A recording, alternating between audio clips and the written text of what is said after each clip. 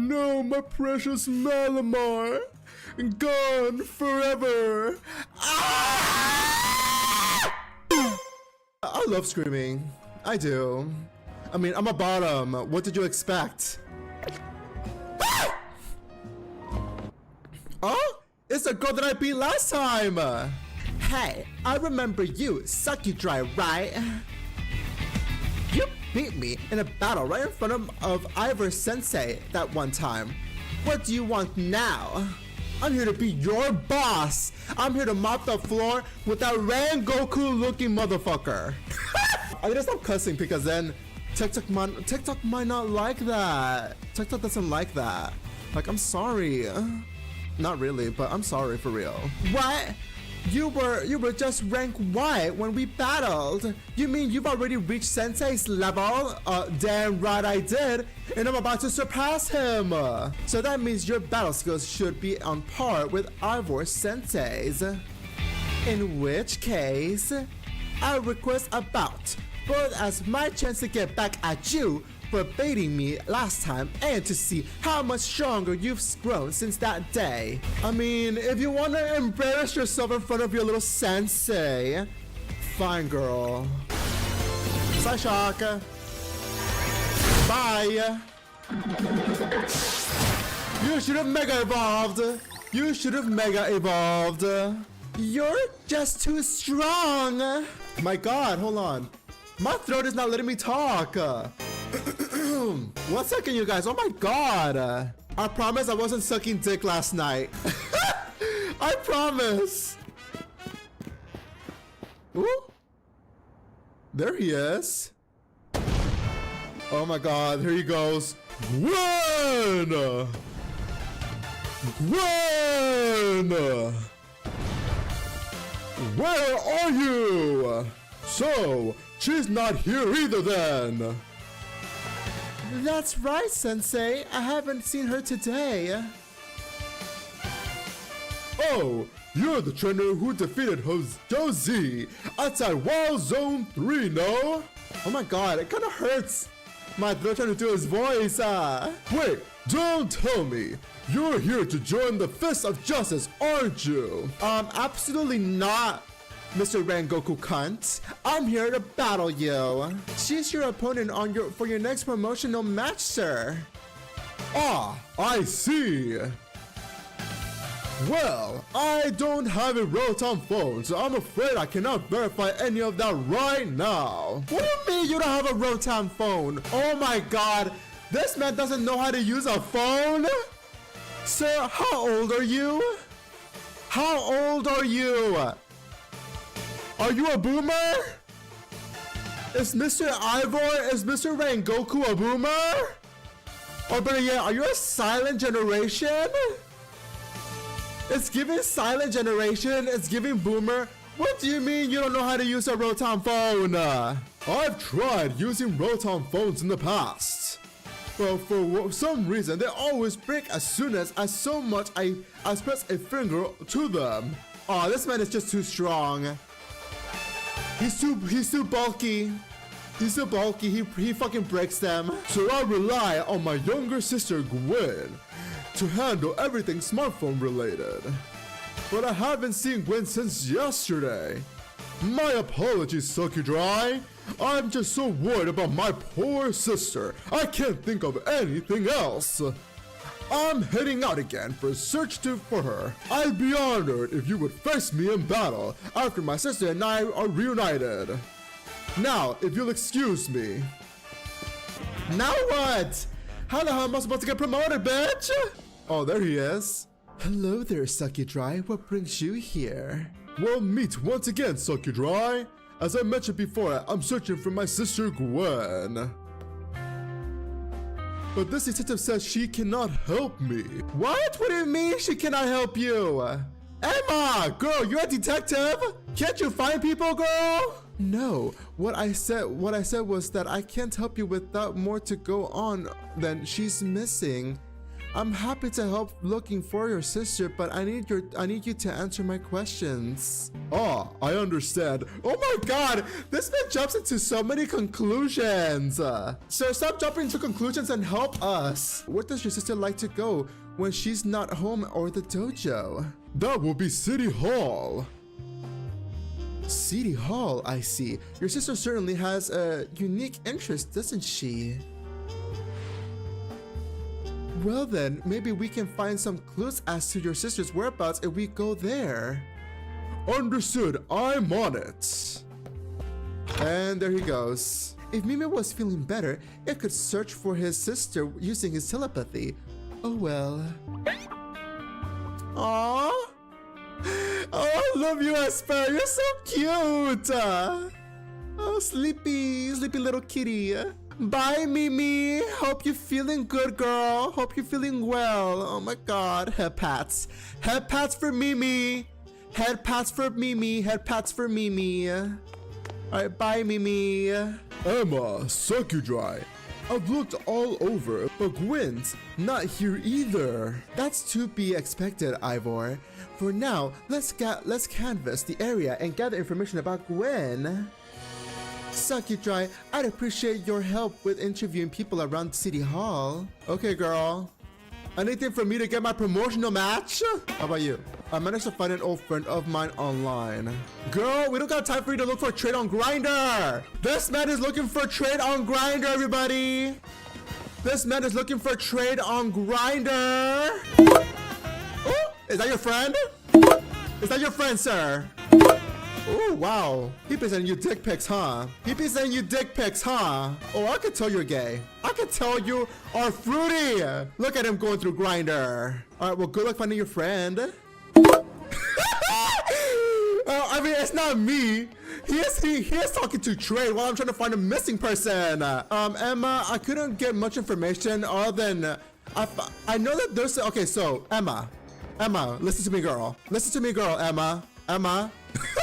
Okay, so I found two things. One, first clue is that man is low-key kind of gay or DL because I saw him, girl. I saw him on Grindr texting deal trade. I know, right? T, girl, T. And also, I think I found the missing girl. Oh, it was iconic. I mean, look at those muscles. Oh my god, stop fantasizing about this trade. Why is everybody fantasizing about Trade Ivor? Girl, everybody's drooling over Trade Ivor. I know lots of useful things like, no, you cannot help me. No paid vacation and we're getting, girl, I don't care. Quit the job. Get a new job, girl.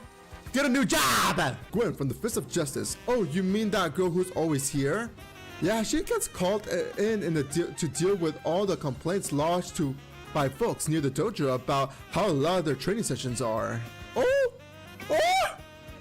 Girl, not the city complaining about the dojo! Ivor, what you be doing over there? Why is it so loud over there? What you be doing there? Don't catch me hearing some shit that you be out there hooking up with the trade. Not him hooking up with the trade. I'm horny. Any leads suck you dry? Where might be near whatever the fuck city. That matches what I heard too. It sounds like she left for Centrico Plaza with someone. For our next move, I suggest we investigate the food truck at the location. Understood, I'm on it. Bye, Rengoku trade. I'm gonna go fly there. Y'all can run, but bitch, I'm a lady. I don't run. I fly. Her? Yeah, I've seen her. She came by earlier with the Dynamo girl. With her? Girl, don't tell me she kidnapped her. Is she salty that I beat her on her live stream? Those two seem like polar opposites, but perhaps opposites attract, as they say. I have a theory. Kanari is low-key also into the girls. She's into the girls too. She's also queer, and she's meeting with her trade, which is Ivor's sister. Kanari is with her trade, which is Ivor's sister. it would seem there's no sign of Gwen here either. Hey, what's the big fucking idea? Don't you go around telling randos where to find me. This massive— oh! For a second there, I thought Kanari called Ivor a meth head. I don't know why, but I thought I read this massive meth head. And I was like, Canaria, girl. I know he's hyper, but I don't think meth does that. Probably the crack rocks, but not that. The fuck? My eyes be doing tricks on me, girl. I swear to God. This massive meathead barged in out of nowhere yelling, "Where's Gwen?" So loud I nearly had a heart attack on stream. He's lucky Pops ain't here, or there would have been an all-out brawl. Sorry, Canary. We promise we won't reveal your location to anyone else, but we need your help. We're looking for someone named Gwen. This gentleman, he is her older brother. Oh, Canary is so sassy! Oh my God! Thanks, Captain Obvious. But like I said, G-Volt ain't here. Still, I love a quiz, so tell you what, try guessing. If you're close, maybe I'll tell you what I know. Oh my God, girl, we don't got time for these games. I know I said that you're slowly like growing onto me, but now you're on thin ice again, girl. Do not piss me off, Canary. Do not piss me off. I don't got time for your guessing games, girl. Please, you simply must tell me where she is. Back off, big guy. You're creeping me out. Ever heard of personal space? Oh! Girl, the girls are fighting. The deal trades are fighting. The lesbian trade and the gay trade are fighting. Oh, right. My God. Suck you dry. I almost forgot you were here. If you're finally decided to join Kinetic Crew, I guess I would give you a hint. But not until I get my revenge for our last battle. How else am I gonna heal my wounded ego? If Sucky Dry wins, you tell us where we should look for Gwen. I'm not sure how a fancy detective got caught up in this family fetch quest, but I'm in and I'll win. In your dreams, Canary. Just to warn you, I've upped my game since last time. You ready to lose? I'll win again, bitch! I'll win again, bitch! Bring it on. No mercy this time. I'm going in for the overkill. Come at me, bitch. Come at me, bitch. She wants round 2, I'll give her round 2. Enough playing around. Electrons, let's crank up the voltage with Mega Evolution.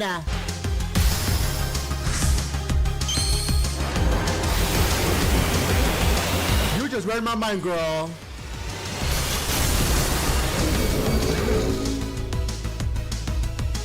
Oh. You just read my mind, bitch. Mega Evolve.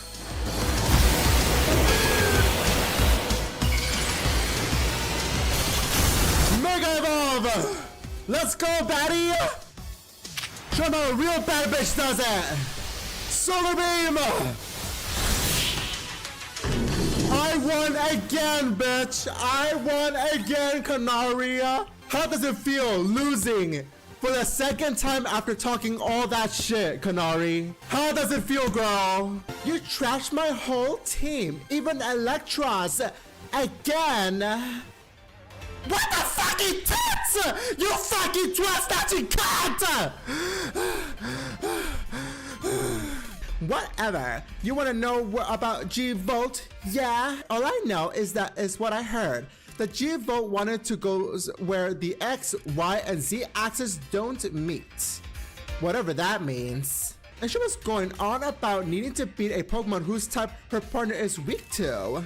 Last time I heard, she was headed to some Fountain Deception, a Pokemon like that.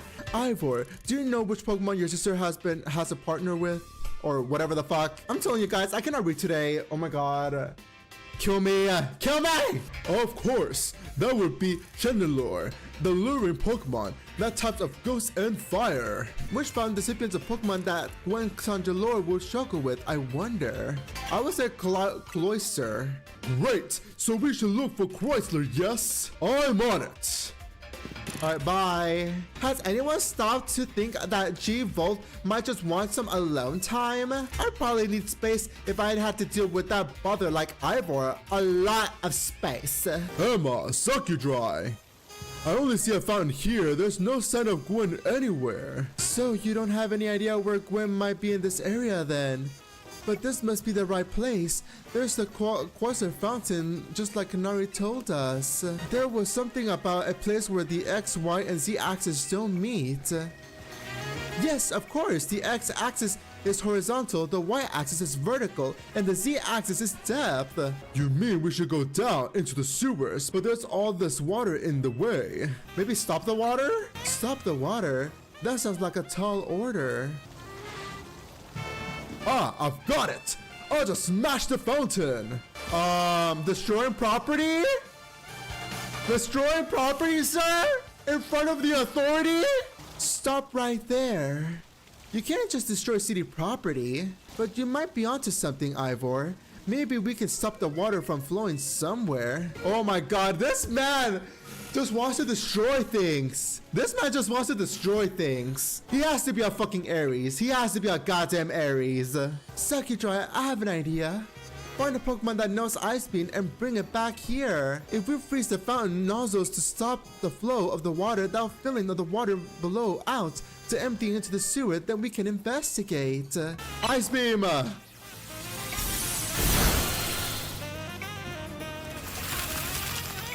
Come on, we should help him to look for Gwen, Sucky Dry. Watch out for wild Pokemon. Girl, don't worry about me. I can take care of myself. There you are, Sucky Dry. It looks like this log is preventing us from going farther in. Let's take a closer look and see if we can figure this out. Let's see. The keyhole? Always check the hole. Always check the hole, bitch. So there's no clever way to open this door then. I guess we'll just have to find the key. It's Cliffkey! Well, that Pokemon has some keys. That was a Cliff Key, right? Let's go after it. Shall I go ahead and catch it? The Pokeballs I throw reach speed over 100 miles per hour. Oh my god! 100 miles per hour? So we're trying to catch the Cliff Key, not kill it. Oh, stop right there. That's hardly different than pushing that poor thing. We can safely leave this matter to Sucky Dry. Alright, now catch that Cliff Key. Finally, thank you. Is he doing something? It doesn't seem to have the key of this lock. I really thought that was going to be the trick to getting through here. Oh my god, here he goes. Here he goes. Our path will be open thanks to my power. Justice Punch!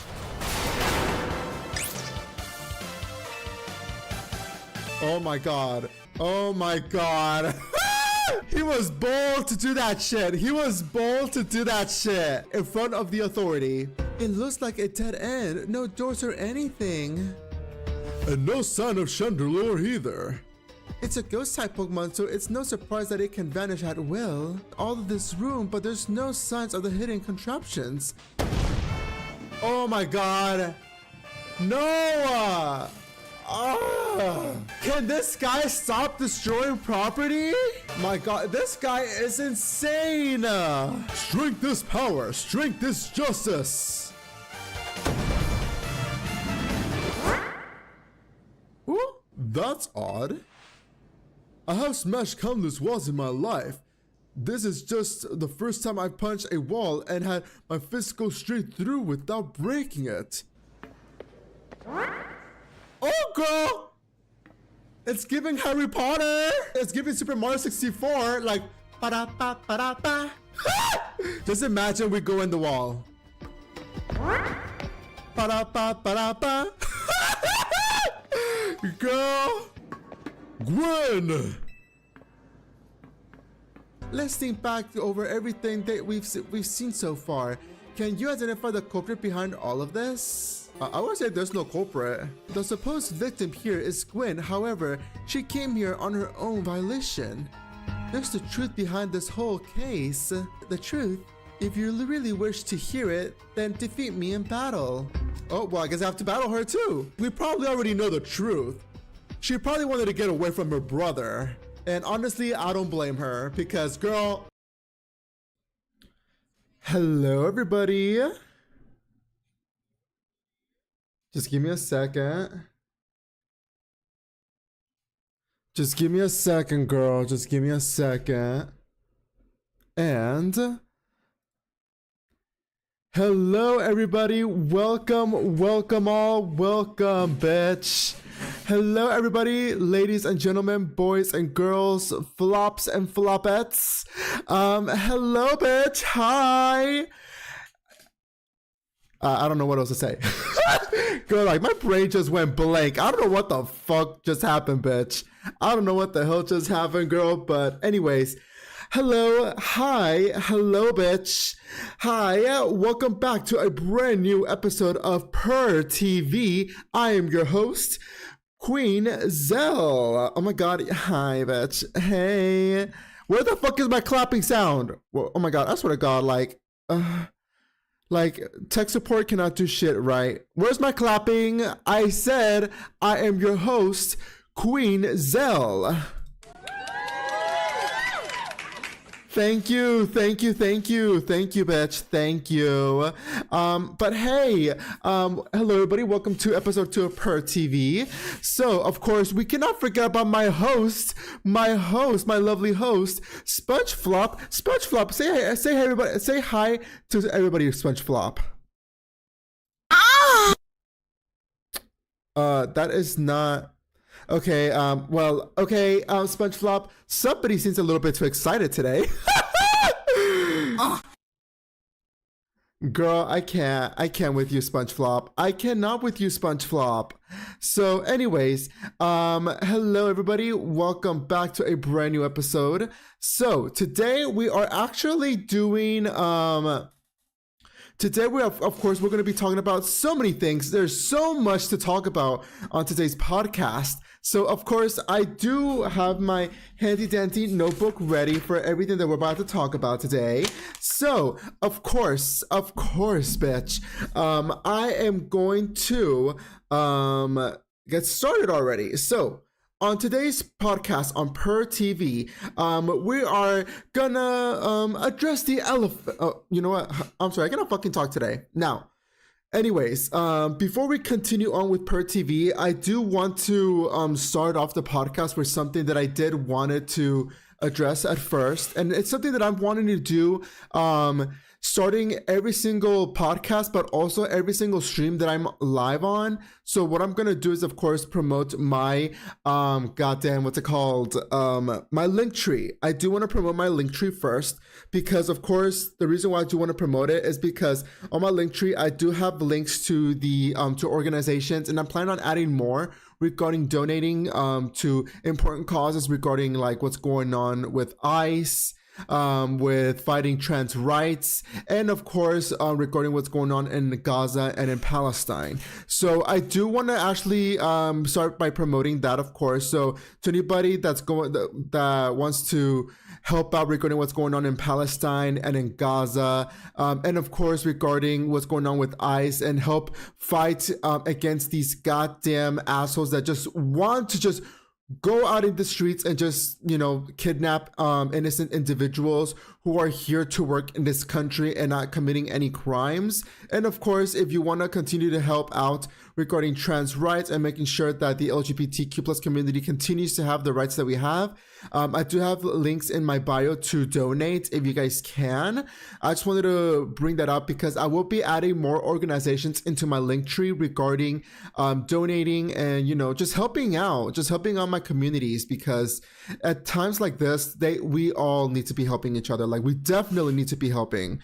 So that's that. So now that I finished promoting something really important to me, let's go ahead and continue with PurrTV. Let's continue on with PurrTV, bitch. Now, before we get started with the discussions of what's going on with the BL world, or what is new with the BL world, or should I say what is new on my world, because I'm pretty much going to be talking about like what I have opinions on. So to anybody that's new on PurrTV, because I feel like I didn't do such a good job on starting off with like what is PurrTV about. So PurrTV is about a podcast that is hosted by me, m.kueenzel, of pretty much all I'm doing is pretty much talking about what makes this kitty purr. It's what makes this kitty purr, bitch. It's what makes this kitty purr. And of course, what makes this kitty purr is a bunch of things, but the main things that make this kitty purr, of course, is BL, yaoi, yuri, manhwa, romance that have a whole bunch of smut, and of course, any popular anime and manga that I'm currently invested on. That of course I will be bringing up regarding specific manhwa or BL, yaoi, yuri, anime and manga that I am currently watching or reading. I will be discussing it on my podcast and pretty much just discussing my opinions about it. So anybody who is wanting to listen to a podcast about a pussy talking about specific manhwa, manga, anime that makes this kitty purr, then I guess you found the fucking podcast for you. Of course, if there's anything that's outside of that category that really makes this kitty purr that I do want to talk about, then of course I will be talking about it. Because why? Because PurrTV is about pretty much a podcast about a kitty talking about what makes this kitty purr. And if something else that doesn't involve anime or manga is currently making my kitty purr, you know damn well I'm going to talk about it. Why? Because this is my podcast and not yours. Anyways, bitch. Now that I got that introduction out of the way, let's address the elephant in the room. And that elephant in the goddamn room is none other than, of course, the actual, oh, hold on, wrong picture. Anyway, sorry, I swear to God, my tech support is not the best today. What I meant to say is, the elephant of the room that I do want to address today is, of course, the fact that Can't Think Straight is fucking back. Can't Think Straight is fucking back, bitch. I want to fucking talk about this shit, girl, because oh my God, you guys have no idea. To anybody that loves to read yaoi or just BL manhwa in general, a specific BL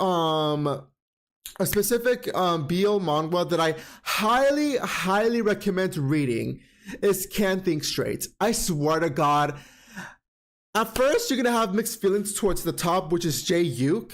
But later on, but trust me, the story gets so much better. It is so fucking good. Oh my God. I love this fucking manhwa. I love this manhwa. I love it, bitch. Oh my God, I fucking love it. So, of course, what we're gonna be talking about is, of course, Can't Think Straight first. So, I haven't brought this up to anybody's attention on the previous podcast saying that I will be talking about this because, of course, once again, I'll be talking about any manhwa or any BL or GL or romance manhwa or anything in general that I'm currently reading. If I want to talk about it, I will talk about it in that episode. If there's any other manhwa that I haven't talked about that I did brought up in my previous streams, most likely it's because of two things. One, I'm saving it for the next stream, or two, the current author is in a hiatus, so I cannot talk about something that hasn't came out yet, bitch. So that's that. So, of course, when it comes to Can't Think Straight, I do want to discuss, before we get started on talking about what happened on the new chapters, because of course the author of this goddamn manhwa decided to spoil the fuck out of us on Valentine's Day, bitch. Because not only we got one chapter, we got two new chapters for this goddamn manhwa. And oh my God, I was so happy. I was so happy this morning to wake up to two new chapters of this manhwa. Oh my God. But of course, before we get started, let's go ahead and discuss, let me go ahead and give you a brief summary about this manhwa. So, this manhwa is about two college students. The one on the top that has the black hair, his name is Jae-yuk. He was your stereotypical straight man, quote unquote, straight man.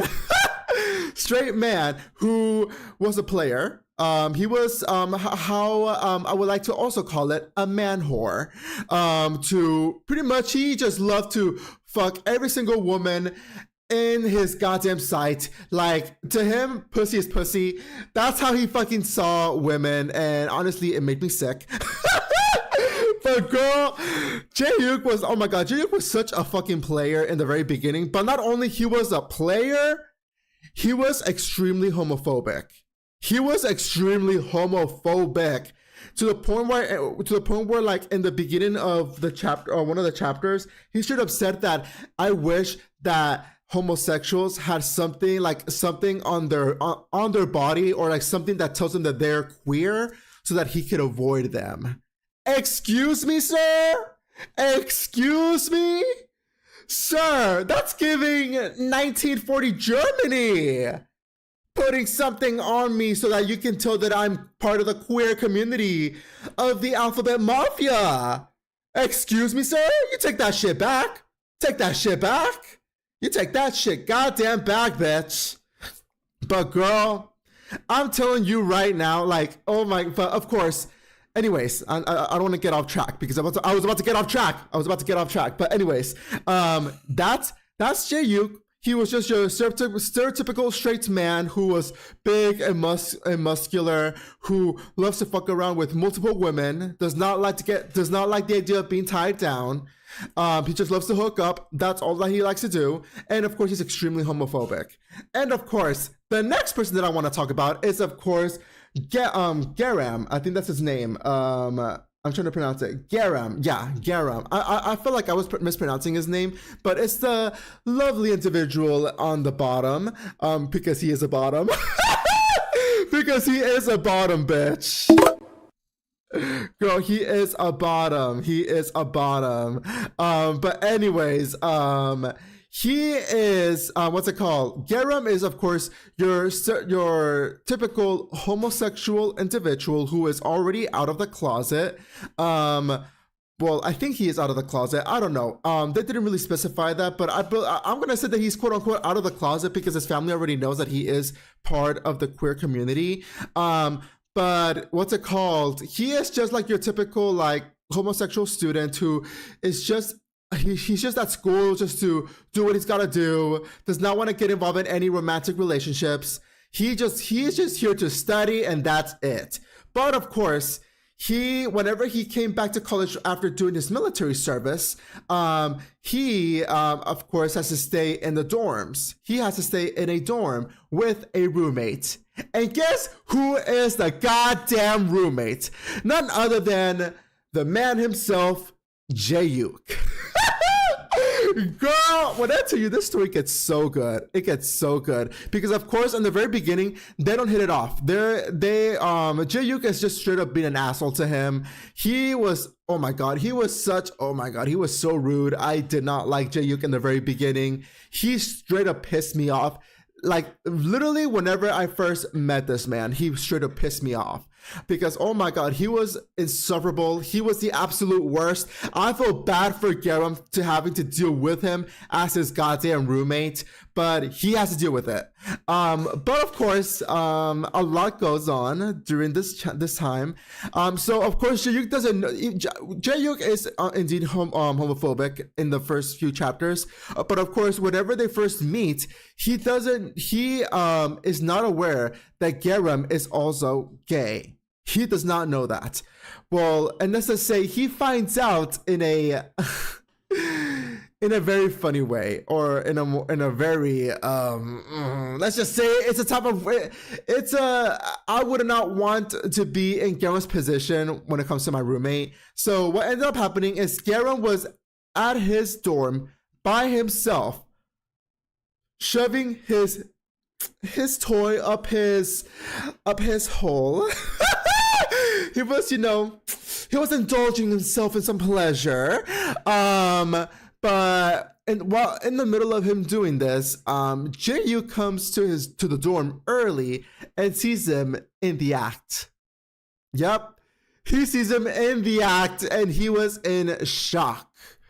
So now he knows that Garam swings that way. And let's just say this does not help the relationship at all. This does not help the relationship at all. They are fighting. They are fighting about whose side is this side, who he doesn't want to be associated with another homosexual. And he was just straight up being homophobic as fuck. He pissed me off. Like he should have pissed me the fuck off.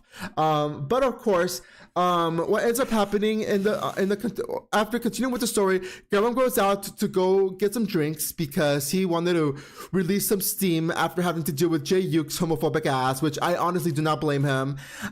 So he goes to his dorm, drunk as fuck, passed out on the floor, and then Jae-yuk goes into the dorm, sees him passed out. He disregards him and goes to go to the bathroom to go take a shower. And girl, guess what happens?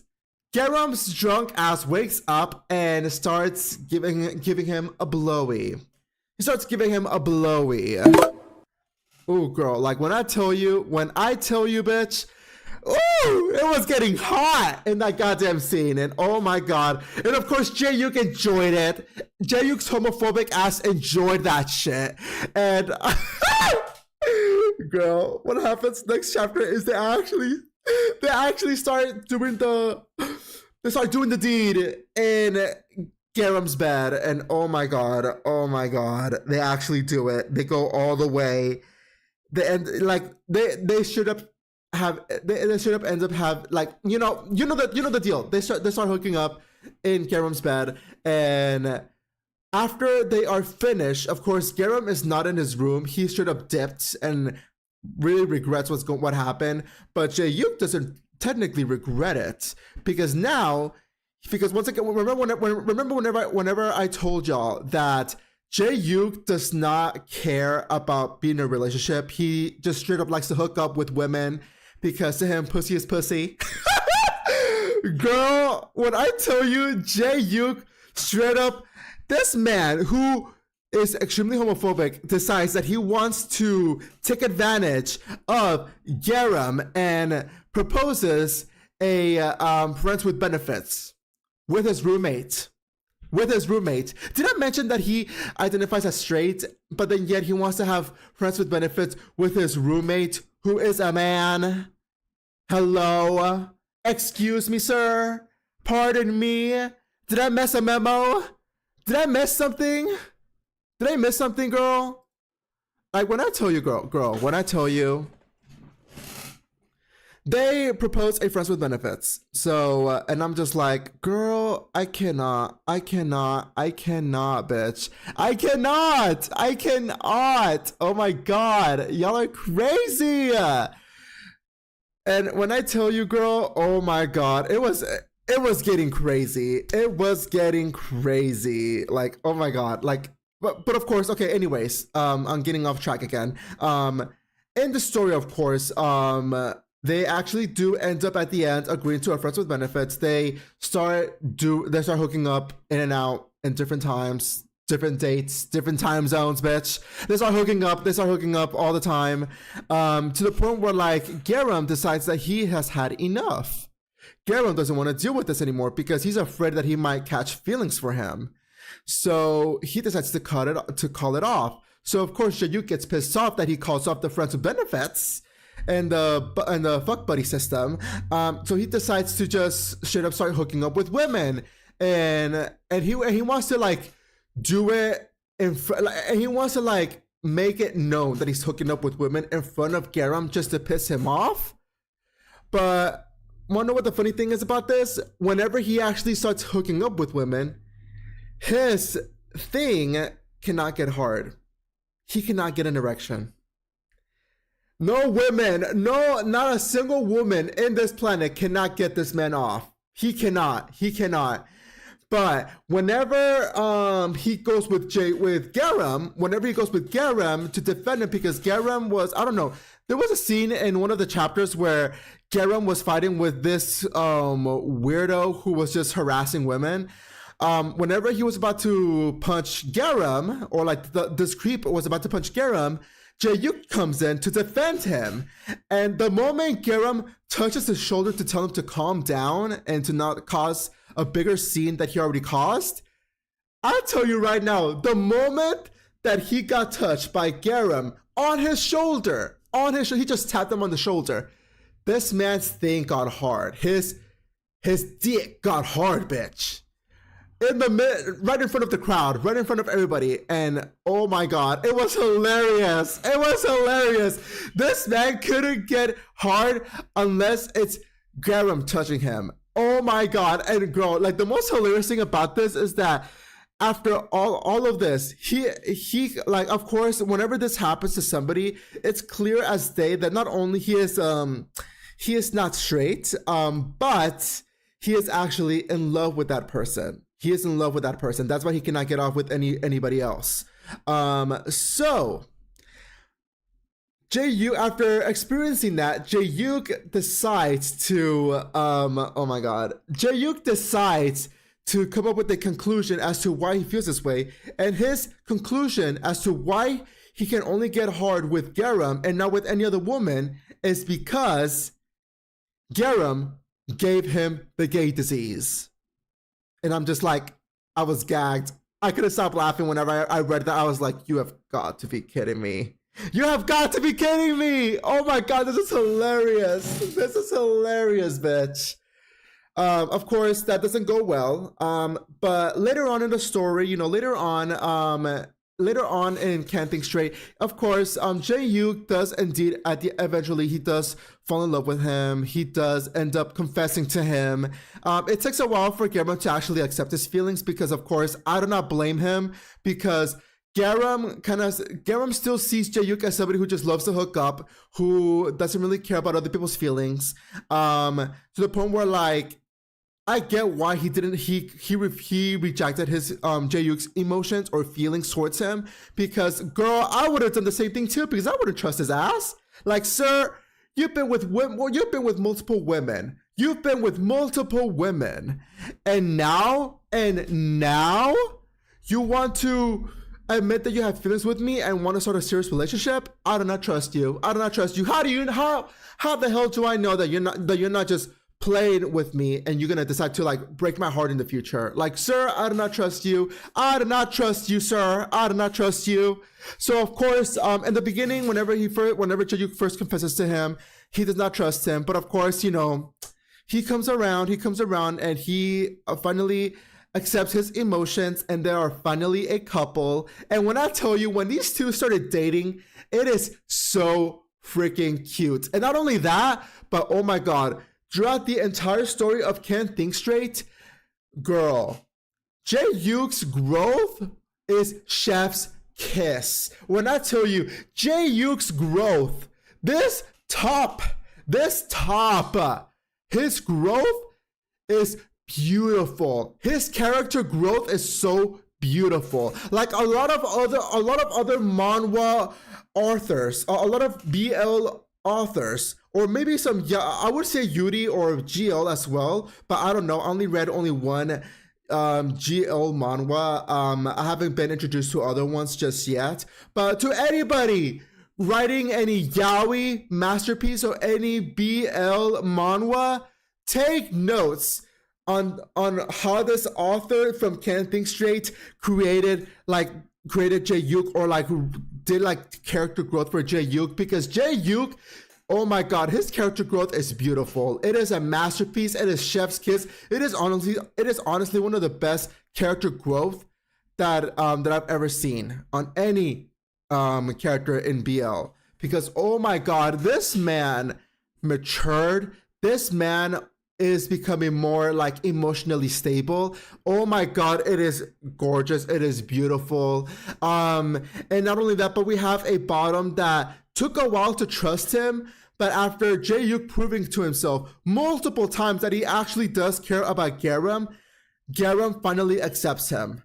That's how you do character growth. That's how you do a fucking slow burn romance. Or that's how a goddamn toxic romance going into a green flag romance fucking works. I do not want anything rushed because I know that there are a couple of BL manhwa out there where like there's barely any character growth. The bottom fucking forgives the top just like that.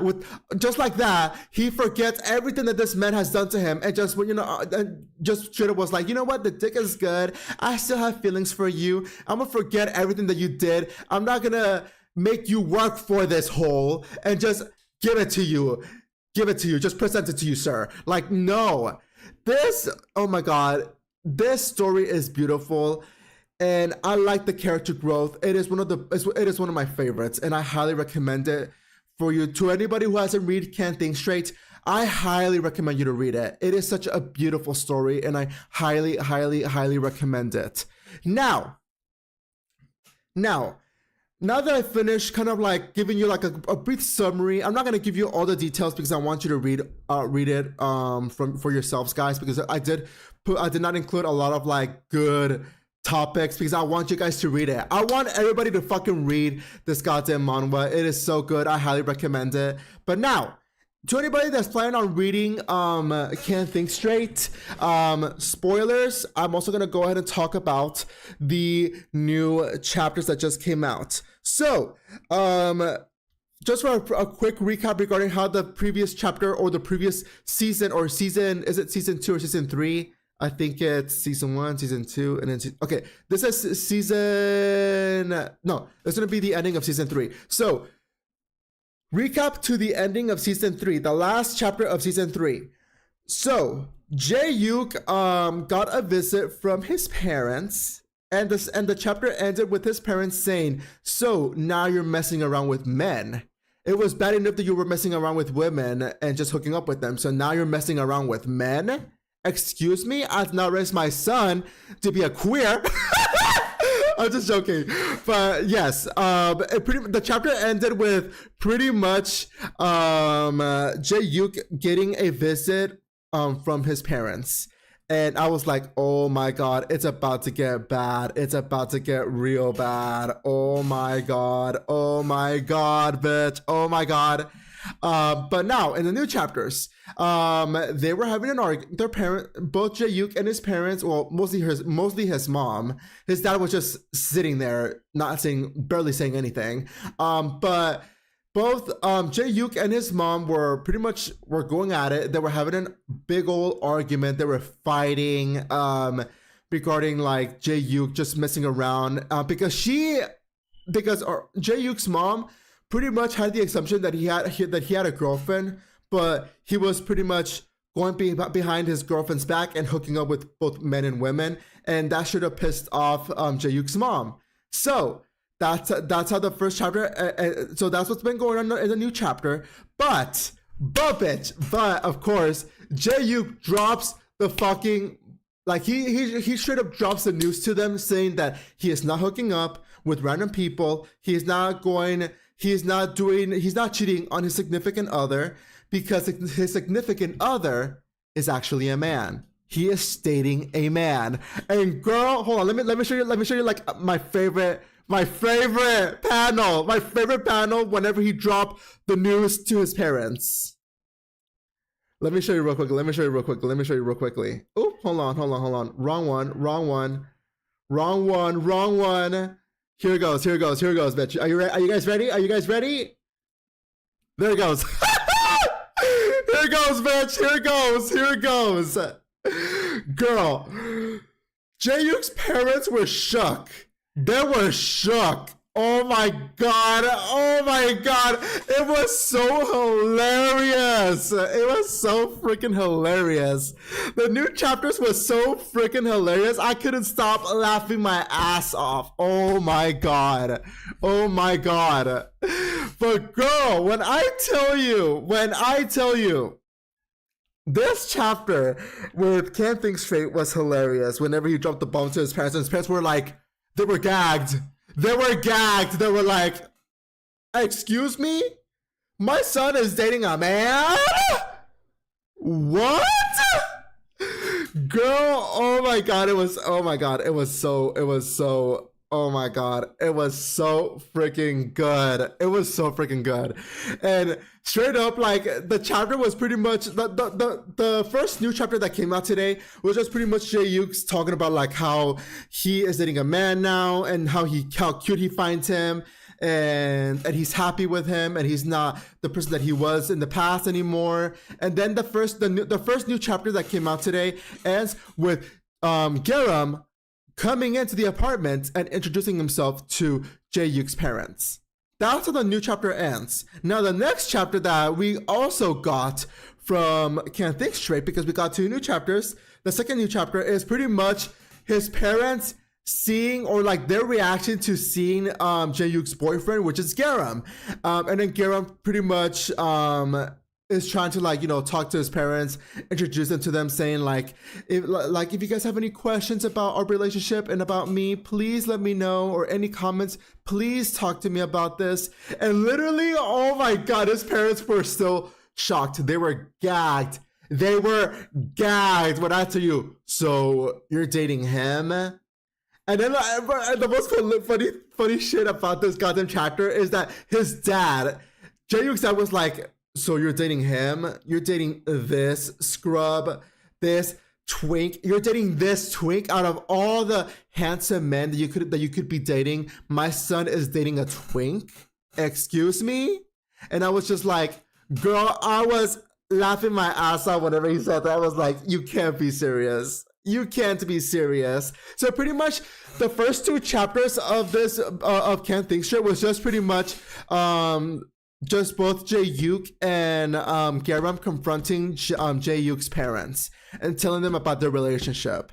Of course, in the end of the chapter, it does end them, both of them finally finishing up their conversation.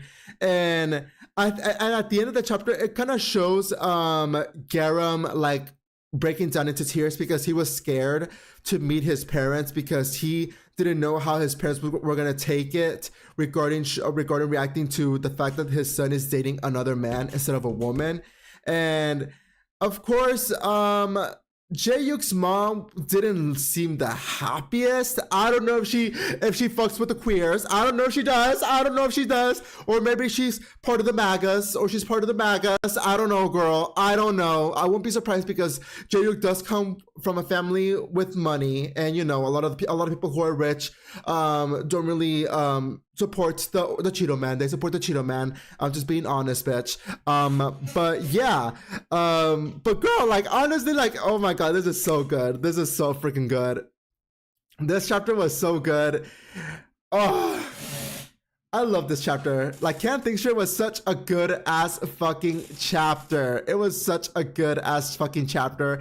I love the fucking reactions to those fucking parents being all shocked that his son is a homosexual and is dating a man.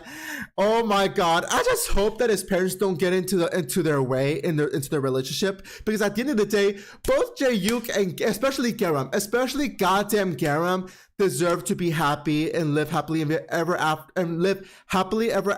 and in love. They both deserve this. Jae-yook's parents better not take this away from them. They better not. They better leave them alone. Let them be happy. I do not want them to fuck this up. I'm just saying, girl. Now, that is gonna be Can't Think Straight. Now, SpongeFlop, what do you have to say about? I want SpongeFlop to pretty much tell the audience, what do you feel? How do you feel about Jae-yook and his reaction to pretty much Jae-yook and Garam? You know what? I don't know why my brain is going all hell wire. SpongeFlop, what do you think about this new chapter of Can't Think Straight? What are your thoughts about this, girl? What are your thoughts about this? I love cum and sperm. Okay, tell us something that you don't know. Tell us something that we don't know, girl. Okay, but honestly, girl, what are your thoughts? I want everybody to let me know what are your thoughts about this new chapter. But I honestly did really love it. I cannot wait for the next new chapters that are gonna come out. I do know that Can't Think Straight does come out every Saturday morning. So that is fucking awesome. I love this manhwa. It is something that I highly recommend reading to anybody that doesn't like really like toxic and black flags manhwa or red flag manhwas that involve abuse. Read this one. This one is actually a funny BL manhwa. Nothing too like serious, nothing too dark. It's just a funny manhwa, and I love it. I love funny BL manhwas. I love funny BL manhwas. They're just the best. They're the absolute best. But anyways, moving on. We're going to be talking about the next manhwa that I want to address as well. Of course, we all know that recently the new chapter of Jinx came out. We all know that the new chapter of Jinx came out. Let me put on a little panel of one of my favorite panels, honestly. One of my new favorite panels, bitch.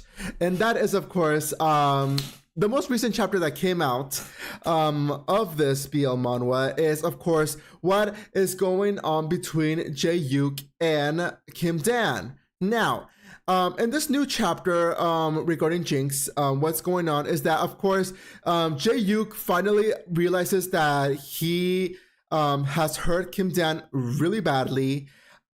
He feels awful about what he has done to Kim Dan, and rightfully so, sir, because you have done a whole bunch of fucked up shit to Kim Dan, and Kim Dan, all he has dealt with is just suffering. All this Twink has experienced is just suffering.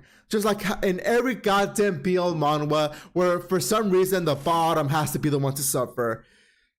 But I digress. So pretty much Jae-yuk finally realizes that he's the one that has caused him so much harm.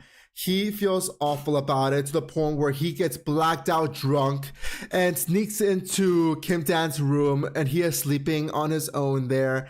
And he just sits in his bed and then just starts mumbling to himself saying, why do I feel so bad that I did this to you? How can you how can you tolerate me after everything that I've done to you? And of course, Kim Dan, being the broken bottom that he is, he was like, but I didn't hate it. Yes, you did awful things, but that's all in the past.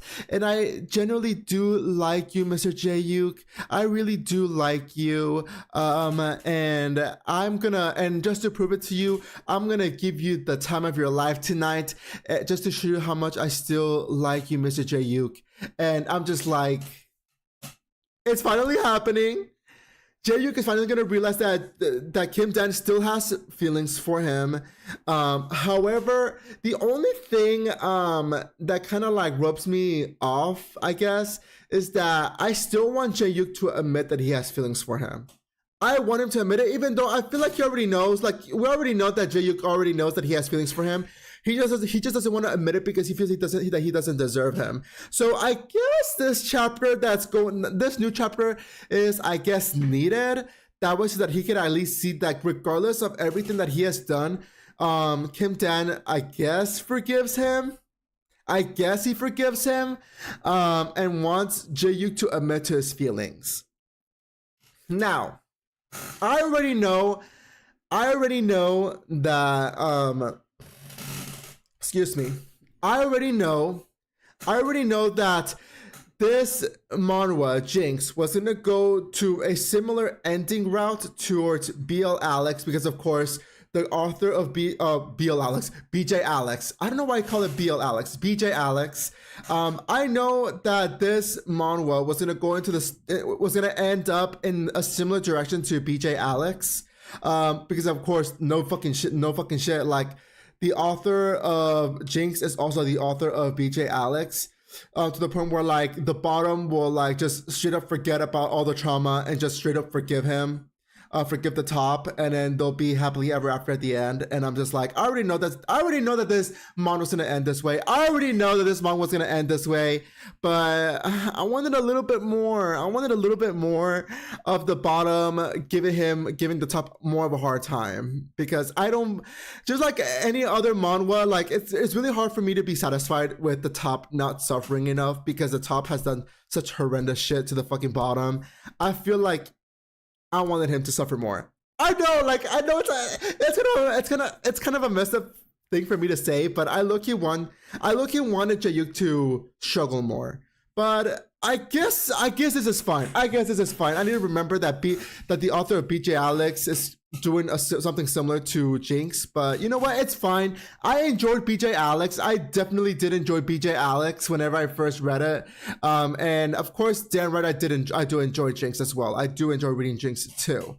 So that was the chapter for Jinx. Honestly, I already know that the next chapter for Jinx is gonna be just smut and more smut. They're gonna be doing the deed.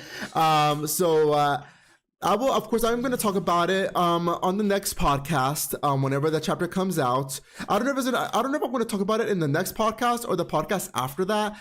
I don't know just yet, but whenever it comes out, I'm going to address it. I'm just going to talk about real briefly regarding what happened within the smut, and then I'll give you guys my honest thoughts. I will give you guys my honest thoughts. But anyways, Miss SpongeFlop, what do you think, Miss SpongeFlop? What do you think about this new chapter? Like, do you think? What are your thoughts about this? How do you feel about this chapter? About what happened between the ending of the chapter between Jayuk and Kim Dan? Yeah, I knew you were gonna react that way. Miss SpongeFlop. But whatever. Anyways, the next chapter that I do want to talk about, of course, is, let me see here, because we already talked about Can't Think Straight, Jinx. The next one that I do want to talk about is gonna be a new, it's a semi-new manhwa, but not really a new manhwa. Let me bring it up real quickly. Let's see, where is the picture that I had for Jinx? Let's remove that. Here it goes. So the next one that I'm going to talk about today, I didn't put a panel because the panel of this new chapter for Love Remedy is nothing but smut. It's nothing but smut, bitch. It's nothing but smut. So now, I do want to talk about Love Remedy as well, because it is a manhwa that did caught my attention whenever I first got introduced to it, and I did definitely read it. So when it comes to this BL manhwa right here, I do want to give you guys a brief summary about this manhwa as well, but and then after that, I'll give you guys an extra comment about this manhwa too. So when it comes to Love Remedy, when it it's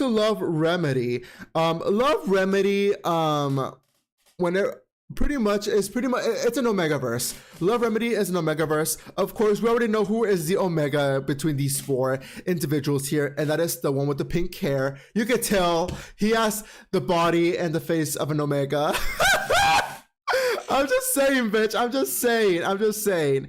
So, in this one right here, and of course the three guys surrounding the pink-haired individual are the alphas, bitch.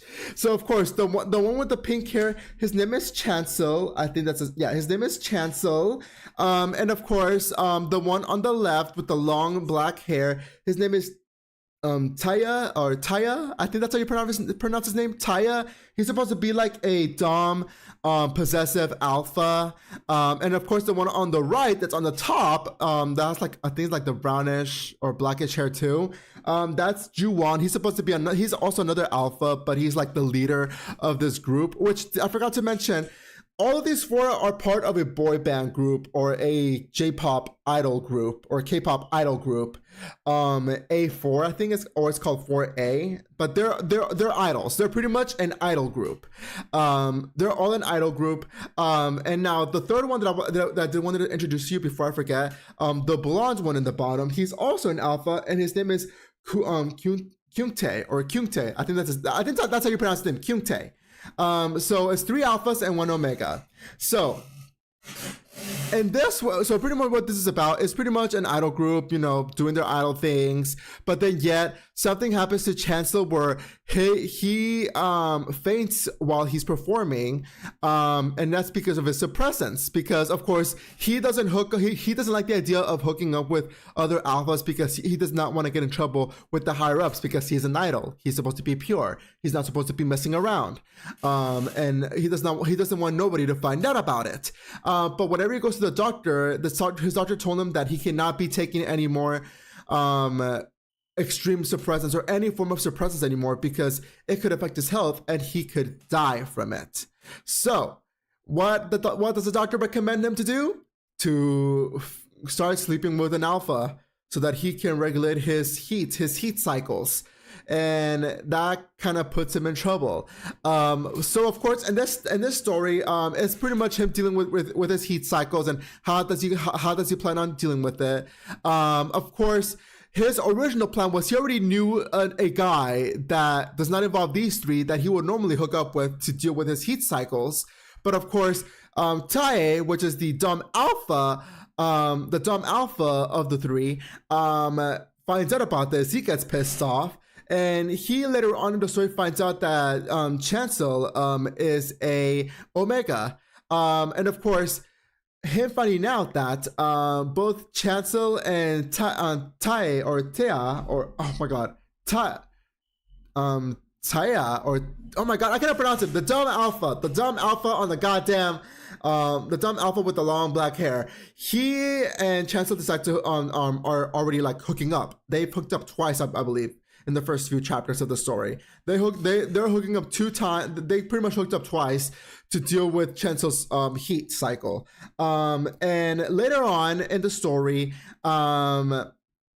Chancel finds out that the other alpha on the right, which is Juwon, which is the leader of the boy band, they actually he actually admits to Chancel that he has feelings for him.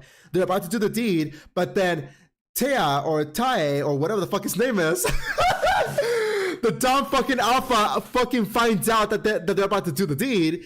So he comes in barging into the room, fucks Chancel in front of Juwon, and then Juwon decides to join, and they just end up having a threesome. Just to sum it up, they end up having a 3-way, bitch. But in the middle of their fucking 3-way, oh my god, this story gets so messy. In the middle of it, the goddamn blonde, which his name is Kiyate, the other alpha, sees them doing the deed, and oh my god, it gets so fucking messy. And that's how the fucking third member finds out that Chancel is an Omega. That's how he finds out that he's an Omega, and I'm just like, oh my god, what the fuck is going on? But pretty much, this entire story is just pretty much about a bottom who is an Omega who has to deal with his heat, and he just happens to just be hooking up with all 3 of his teammates of his boy band. Pretty much. So now that the summary about this manhwa has I finished summarizing this manhwa, I do want to address regarding a little bit of the controversy that this manhwa has. Because because to anybody that doesn't keep up with BL manhwa or just yaoi or just the entire community of BL in general, this manhwa was receiving so much hate. It was receiving so much hate from a lot of people within the community, to the point where like the author of this manhwa had to have multiple hiatuses because they were getting a lot of threats. They were getting a lot of hate comments, a lot of criticism with this story. And I feel like from what I know, I don't know much about the criticism of the story, but whenever this was going on, I noticed that a lot of the controversy, a lot of the criticism that a lot of people had when it comes to Love Remedy was how the bottom was such a whore and would just sleep around with everybody. Like he would like take it, like he would use his like whenever he's in heat, he's like, whenever he was in heat, he was like desperate for Juwa, the dumb alpha, to pretty much give him what he wants. Like, he wants to get railed. And whenever he was doing it with Juwon, he wanted him to rail him too. And then whenever Juwon came into the picture, he should have said that he wants both of them to rail him at the same time. He wanted it all. This man wanted it all. But honestly, girl, like, I guess people were giving him were giving the author a lot of criticism for making the bottom such a desperate whore, to the point where like they made him to seem easy. Like, he was really, really easy, because he was willing to just give the hole to just anybody because he was in heat. Now, I understand the criticism towards this, because a lot of people who I believe have this type of criticism are so used to reading a BL manhwa where it's a story about one bottom and one top. There's no multiple guys involved. Now, whenever I see the cover of not just the beginning, whenever the beginning of the story of what's it called, of Love Remedy, I was perfectly aware. Regarding how the characters were introduced in the very beginning of the manhwa. It kind of made it seem that they're all gonna be the main characters of this manhwa, and they're all gonna be involved, and the ending is gonna be something similar to the point where like they're all still gonna be involved in the ending of this manhwa. But now that this chapter, whenever the second season of this manhwa came out and the cover art changed to what you guys are seeing on screen right now, this pretty much confirmed my suspicions. Where how I'm seeing it, I'm seeing it as that I can guarantee you that the ending of Love Remedy is gonna end with Chancel ending up dating all three of the band members. Like, all four of them are gonna end up dating each other. Well, more like Chancel's gonna end up dating all three of them. Like, they're all gonna be in a relationship all together. They're gonna end up having to share Chancel. That's how the story is probably gonna end. A lot of people are saying that Chancel's gonna end up just dating just one of them, and then the other two, they just have to like live with it. But I don't really see the story going that route. I personally see the story going that Chancel's gonna end up dating all three of them, which honestly, I would not be mad about it. For me, I understand the criticism of this story, but then part of me, like, I don't really get it, because I'm just like, what if this ends up being like a reverse harem where the bottom ends up, or like the Omega ends up being with all three of them? Like, shit. Like, matter of fact, the only feeling that I feel, the only thing that I feel about this bottom is that I'm jealous of this bitch, that he ends up dating these three fine ass men. Oh my god, I wish I was Chancel. I wish I was him.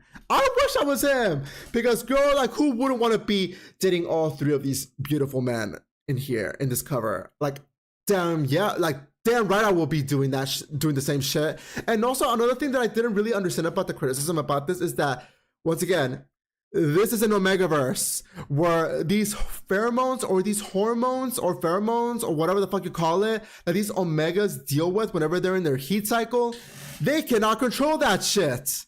They cannot control it. I like to compare an Omega's heat cycle to like a cat heat cycle. I like to compare it to like a cat heat cycle, because have you seen how a cat acts whenever they're in heat? Or better yet, a dog as well. They end up whoring themselves out. They end up, you know, showing their ass and saying like, I'm ready, bitch. I'm ready for the deck. I'm ready for the deck. Give me the deck.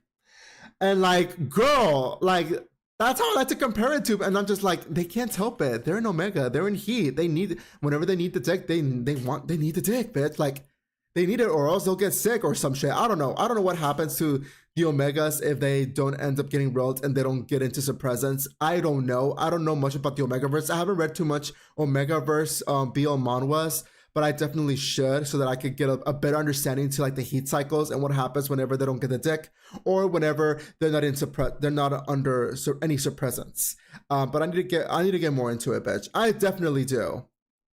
But anyways, enough of me talking about that criticism regarding Love Remedy. I do want to talk about a brief, just my criticism, or not criticism, but like my honest thoughts about the new chapter that just came out. Because of course, new chapter that came out, Chancel finally did the deed with Juwon, which is the one on the right.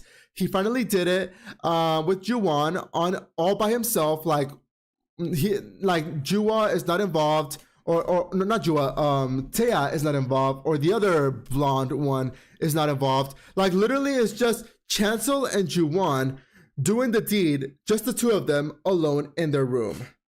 They're fun. They fun because at first it was Taya and Chancel doing the deed by themselves, only the two of them by themselves, twice already.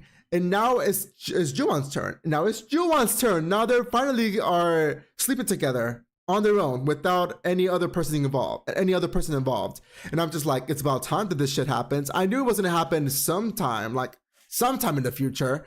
But pretty much the new chapter was just smut. It was just them doing the deed. It was cute. I'll be honest with you, it was cute. I have nothing else to say about the chapter other than just saying like, finally they did it. Finally, it's about damn time. It's about goddamn time that they have their one-on-one alone time now. But I liked it. It was cute. And I like that Juwon did give Chancel the bottom a blowy because girl, it is rare for a top to give a bottom a blowy. It is rare. It is extremely rare because you know how tops, they're like, oh, I don't suck dick, but I do receive it. Like, you know how these tops are.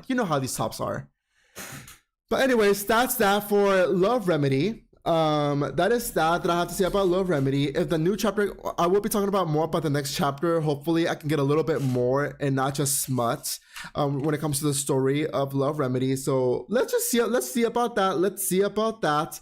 The next BL that I do want to talk about, so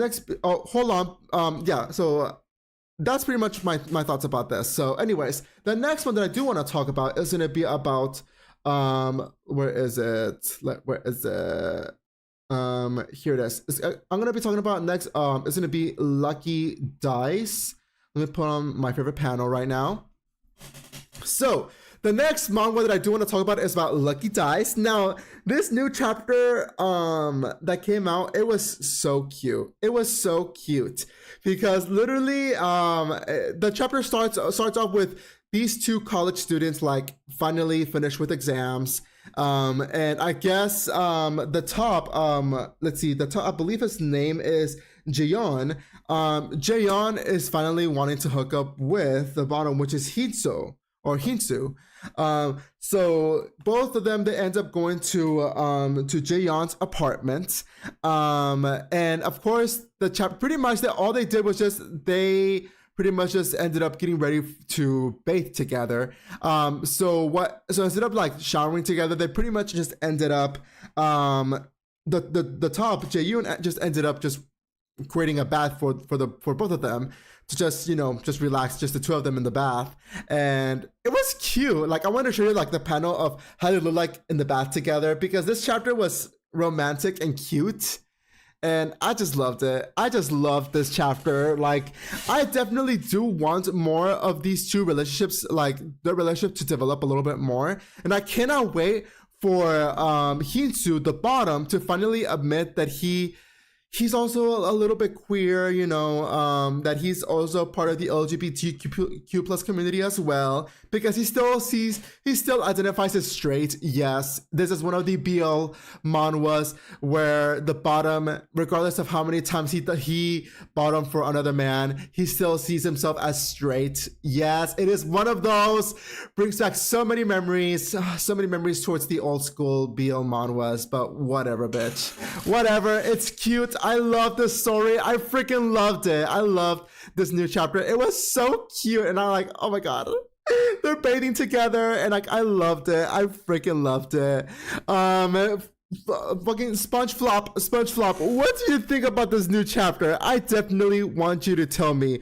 Like, girl, like, what do you think about this new chapter of Lucky Dice? Like, tell me, girl. Tell the audience. I use Pantene shampoo on my pussy along with Dove soap. I love cum and sperm. Okay, girl. Thank you for your honest thoughts. Thank you so much for your honest thoughts, bitch. Thank you. Thank you. But yeah, that's gonna be Lucky Dice. I didn't have much to talk about it because I didn't have much to talk about this story because not a lot of like real in-depth story took place in Lucky Dice, but I definitely did enjoy this chapter. I definitely did. Definitely did, girl. Now, of course, the next thing that I do want to talk about is going to be the regular romance, and then I can talk about Yuri. Now, before I talk about the next manhwa that I want to talk about, I want to talk about a specific manga that you guys already know that I freaking love. Oh my god, I really love this manhwa or this series. Also an anime because they do have an anime. It's just recently a new movie, and that is of course Chainsaw Man, bitch. Chainsaw Man. I want to talk about the new Chainsaw Man chapter before we proceed with the next manhwa. So, the new Chainsaw Man movie, of course, the new Chainsaw Man chapter that came out, of course, you already know what's going on. Chainsaw Man versus the War Devil. They were going at it. They just came back from hell fighting some sort of weird mosquito or bug devil. They ended up winning. But then yet, girl, Yoru is still, still being Yoru, still being the War Devil, trying to claim Chainsaw Man as his new weapon. So, of course, Chainsaw Man, knowing that he freaking lost this battle, he is trying to run away from her before she has the chance on turning him into a weapon. Now, girl, the thing is that what I don't understand about this chapter, because literally this chapter is just Yoru chasing Chainsaw Man because Chainsaw Man is running away from her so that he won't get turned into a devil. The thing is that I don't understand why Yoru, because I'm gonna tell you right now, Yoru, the War Devil, has the ability to turn anything that she considers hers into a weapon. Now, what I don't understand is why didn't Yoru just straight up just call Chainsaw Man's name and turn him into a weapon? Because remember what happened in the previous chapters. Yoru doesn't have to touch any item anymore to turn them into a weapon. She doesn't have to touch them. All she has to do is just put her palm towards them or point at them or whatever, and then say their name and then call them by whatever weapon that they desire. Like, for example, Chainsaw Man gun or Chainsaw Man sword. That's what she has to do. She doesn't have to touch Chainsaw Man. Why is she going through this? Why is she like doing all this effort to try to chase him? I don't know why she's doing that, but I digress. So pretty much this chapter is just her chasing Chainsaw Man, wanting to turn him into a weapon. But of course, Chainsaw Man cannot regenerate because he doesn't have any blood. He's short on blood. So what does Chainsaw Man do, or what does Denji do? He throws up. He throws up so that he can at least throw up a devil or anything with blood so that he can use it to regenerate. And what does he end up throwing up? He ends up throwing up a dove, a bird. The moment Yoru sees that, Yoru is in shock whenever she saw the dove being thrown up, to the point where like she swerves so that she does not hit or kill the dove by accident with her chainsaw motorcycle, and she ends up crashing and she hits her head on the wall and she just falls into the ground and starts bleeding out. Now, to anybody that has forgotten, Yoru did do a contract with the governor of California to pretty much any damage that somebody does to her, or any damage or any fatal attack that somebody does to her, the American California citizens will be the ones to will be the ones to actually take that hit instead of Yoru. So she pretty much has a